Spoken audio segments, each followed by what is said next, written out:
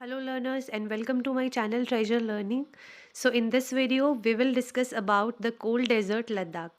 Previous parts में हमने Sahara desert को डिस्कस किया था and we have also discussed about the climate, flora and fauna and how the people are living in Sahara desert.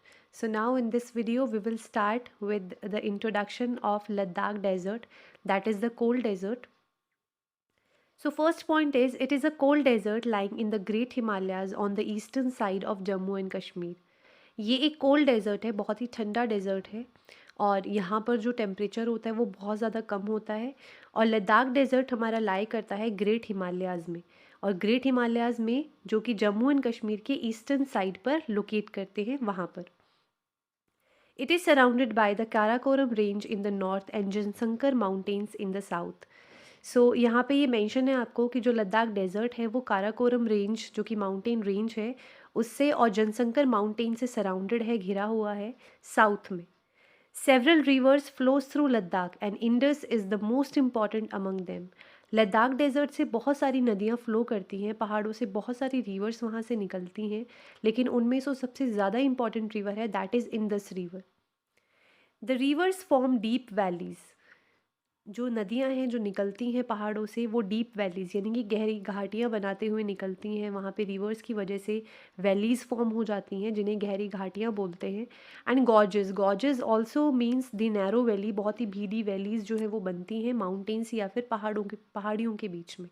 So valleys और gorges जो है ये नदियाँ बनाते हुए आती हैं। Several glaciers are found in Ladakh. Ladakh में बहुत सारे ग्लेशियर्स भी पाए जाते हैं। आप सभी को पता है ग्लेशियर्स जो कि आइस जब इकट्ठा होता है एक साथ तो वो ग्लेशियर्स का फॉर्म लेती हैं, जो स्नो होती है वो।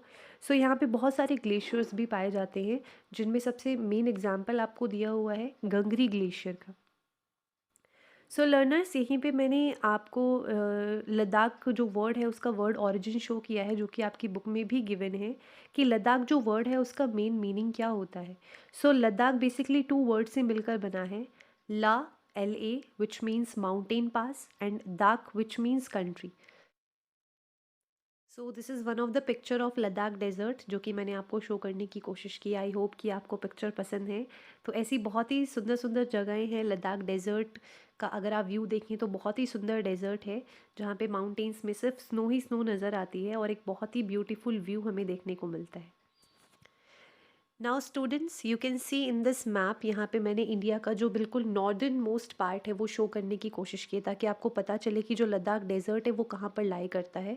सो ये पूरा जम्मू एंड कश्मीर का जो नॉर्दर्न नॉर्थ में जो पूरा मैप में हमारा एरिया होता है जम्मू कश्मीर का, वहाँ पे आप देख सकते हैं कि ईस्टर्न साइड की तरफ जो ये जो पूरा व्यू है हमारा, ये लद्दाख डेजर्ट यहाँ पे आता है कंप्लीट, जो कि नॉर्थ में लाई करता है।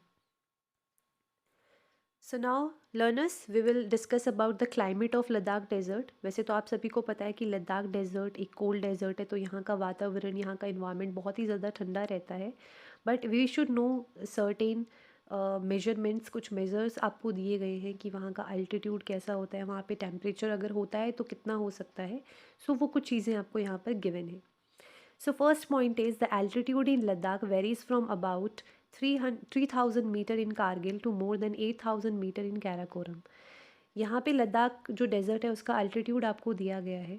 ओके, दैट इज़ कारगिल में 3,000 मीटर तक का इसका अल्टीट्यूड है और कैराकोरम जो रेंज है वहाँ पर 8,000 मीटर तक। Due to its high altitude the climate is extremely cold and dry. अब क्योंकि ये बहुत ज़्यादा हाइट पर होता है डेजर्ट, सो लद्दाख की एल्टीट्यूड की वजह से ही, इतने ज़्यादा हाई एल्टीट्यूड की वजह से ही वहाँ पे बहुत ज़्यादा ठंड होती है। क्योंकि आपको पता है कि जब आप जितना हाइट पर जाते हैं तो जो टेम्परेचर होता है वो इतना ही ज़्यादा कम होता चला जाता है।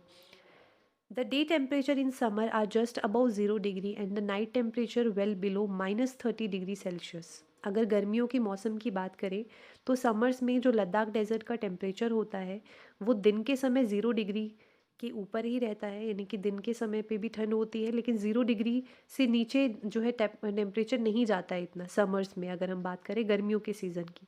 लेकिन रात को जो है वहाँ पर बहुत ठंड होती है और -30 डिग्री सेल्सियस तक जो है वो टेम्परेचर जा सकता है।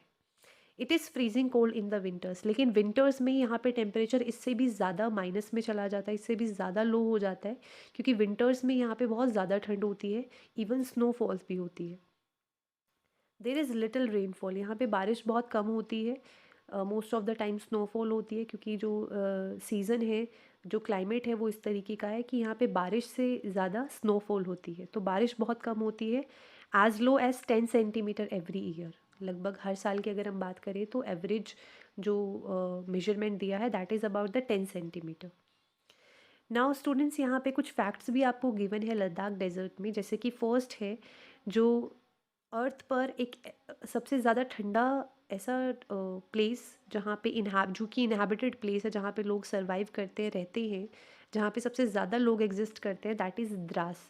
द्रास जो कि लद्दाख में ही लोकेट करता है। ये एक ऐसी जगह है, बहुत ही ज़्यादा ठंडी है, कोल्डेस्ट प्लेस है, लेकिन ये इनहेबिटेड है, यानी कि लोगों ने यहाँ पे इसको अपना हैबिटेट बनाया हुआ है। सो ये अर्थ की इकलौती ऐसी जगह है जहाँ पे बहुत ठंड पड़ती है और जहाँ पे लोगों ने इसको अपना हैबिटेट बनाया हुआ है। अदरवाइज़ ऐसे बहुत ही कम प्लेसेस होते हैं जहाँ पर लोग इनहैबिट कर पाते हैं उस पर्टिकुलर एरिया को। Second point is Ladakh is also known as Khapachan which means snow land. Ladakh को खापाचन भी बोला जाता है, जिसका मतलब होता है स्नो लैंड, यानी कि बर्फ़ की ज़मीन, क्योंकि यहाँ पे बहुत ज़्यादा बर्फ़ पड़ती है, इसलिए इसे ये स्पेसिफिक टर्म जो है वो दिया गया है। So this is all about the climate of Ladakh desert. I hope कि आपको क्लियर है।